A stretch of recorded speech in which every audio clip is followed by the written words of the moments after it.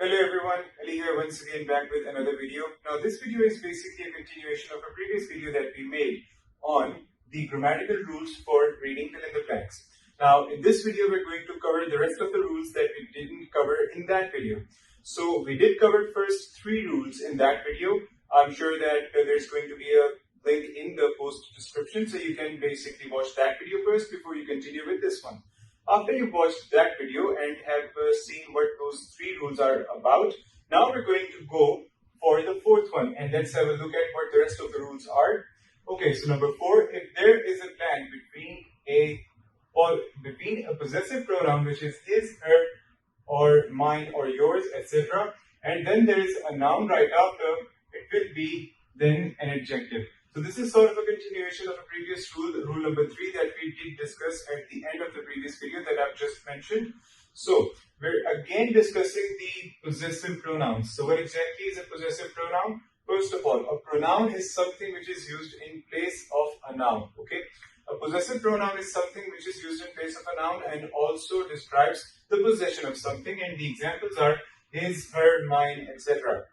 Now, if you find yourself in a situation that there is a possessive pronoun and then there is a noun right after, what would be there in that particular blank which is right between those two? Between the possessive pronoun and a noun, there is a blank. What could it be? It will be an adjective. It will always be an adjective.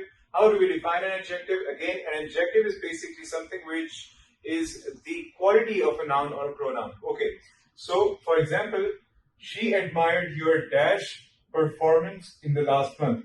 Let us analyze this particular sentence for a moment. She admired your. Now, your right here is basically a possessive pronoun. Your is the possessive pronoun right here.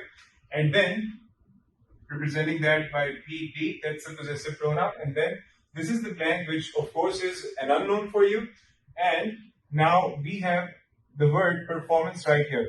Now, this is essentially a noun. So the situation is that you have a possessive pronoun and then there is a blank and then right after the blank there is the noun. So if you've got a possessive pronoun and then a noun and a blank in between, in that blank you will basically consider an adjective which is again the quality of a noun or a pronoun. Let's look at this again. She admired your stellar performance in the last month. Stellar is good, excellent, or in that particular direction. That's what it means. So stellar, good, excellent, superb, all of those things are adjectives. Okay. Number 5.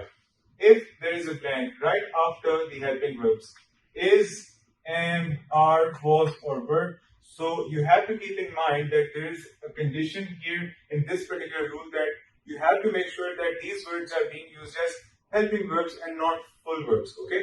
There are some sentences, some use cases where these words is, am, are, was, were, these words are used as full verbs themselves and not the helping verbs. Now, if these words are being used as helping verbs, only then, right after these helping verbs, it will be either the third form of verb or the continuous form of verb. Continuous form of verb, ing, okay? Playing, going, coming, driving, so on and so forth. So, let's have a look at some of the examples. John is dash football.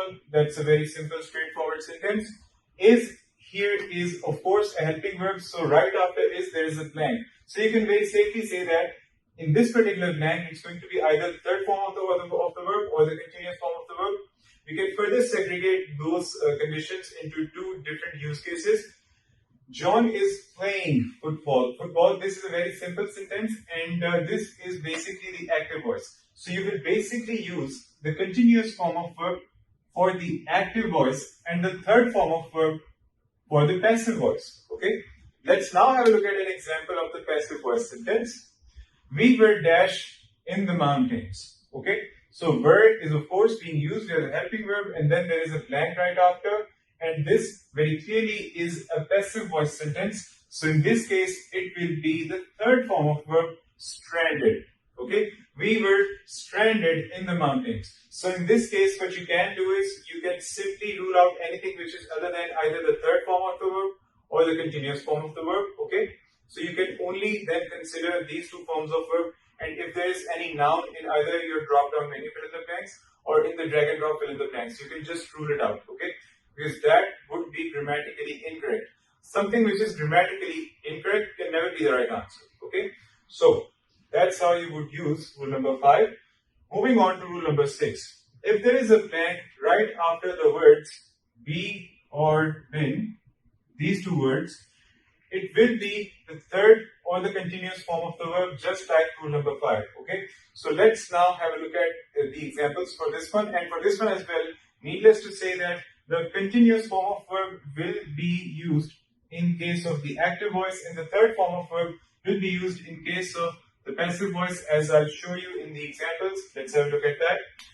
She has been dashed for 2 hours. That's a simple active voice sentence, and right after been, you now are using the third form of verb. She has been driving for 2 hours. So if you do find yourself in a similar situation in the actual exam or in your practice, what you can do is you can only then consider either the continuous form of the verb or the third form of the verb.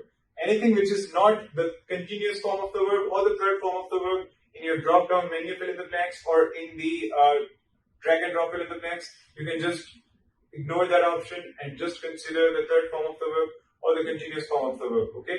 So that's how you will be able to eliminate the options which are grammatically incorrect, okay? That takes you one step closer to your actual right answer and hence your desired score as well, okay? So she has been driving for 2 hours, active voice, so definitely yes, it's going to be a simple continuous form of the verb. Drive is the first form of the verb, driving is the continuous form of that same verb. Let's have a look at another example. The project will be dashed by next month. The project will be dashed by next month. Now, here in this particular sentence, this definitely is a passive voice sentence. So, in that case, what's going to happen is that we're going to use the third form of the verb, which is completed. Okay? The project will be completed by next month. So, again, you have the word be, and then there is a blank right after that particular word.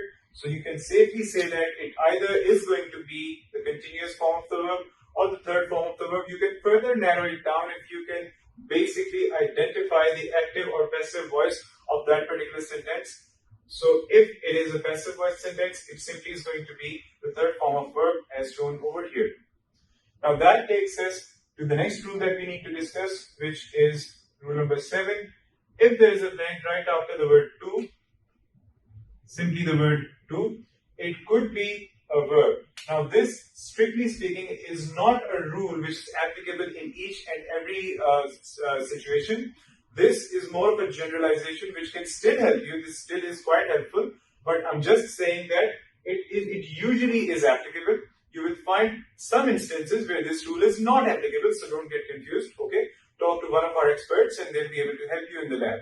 Now, I am here to dash my client. Right after to, there is a blank. So if right after to you've got a blank and that to is found towards the middle of the sentence and not towards the end of the sentence, it is very sensible of you to basically consider the first form of verb over here, okay?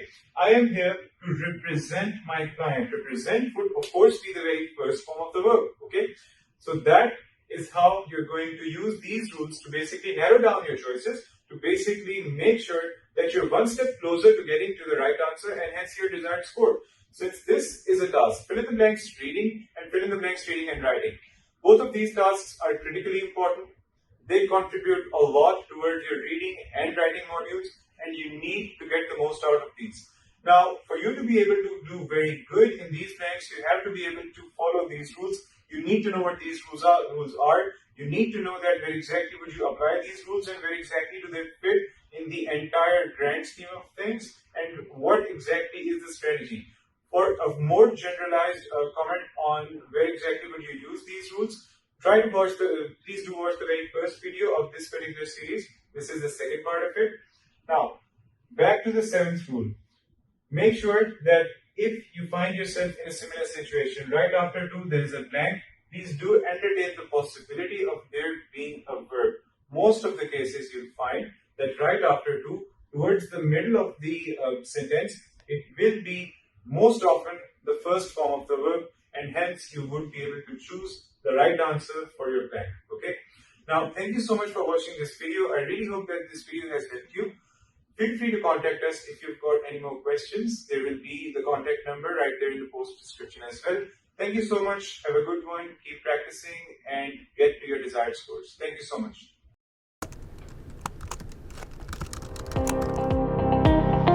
Now crack your PTE sitting at your home.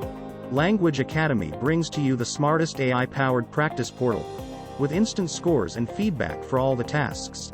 Along with the practice questions, access free sectional and full mock tests, and get instant scorecard with in-depth feedback and analysis. For more hidden secrets, tips, strategies, and proven templates, click the link below and subscribe to our video course today.